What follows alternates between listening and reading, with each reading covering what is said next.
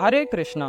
धर्मराज युधिष्ठिर महाराज का श्री कृष्ण को वरुतिनी एकादशी के महात्म्य, इसकी विधि और इस व्रत को करने से संबंधित फल प्राप्ति के विषय में बतलाने की प्रार्थना करते हैं।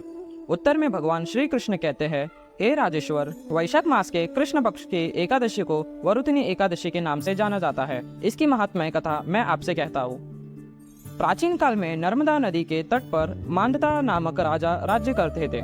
वह अत्यंत दानशील तथा तपस्वी थे। एक दिन जब वह जंगल में तपस्या कर रहे थे, तभी न जाने कहां से एक जंगली भालू आया और राजा का पैर चबाने लगा। राजा पूर्ववत अपनी तपस्या में लीन रहे।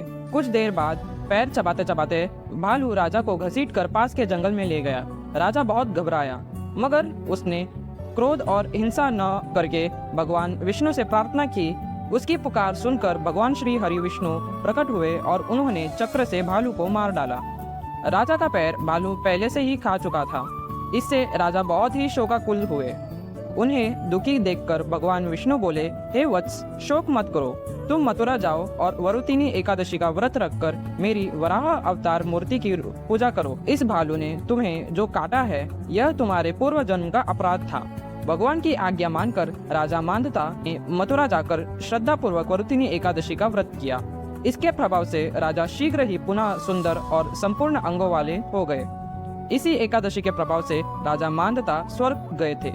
जो भी व्यक्ति भय यानी कि डर से पीड़ित है, उसे वरुतिनी एकादशी का व्रत रखकर भगवान विष्णु का स्मरण करना चाहिए। इस व्रत को करने से समस्त पापों का नाश होकर मोक्ष मिलता है।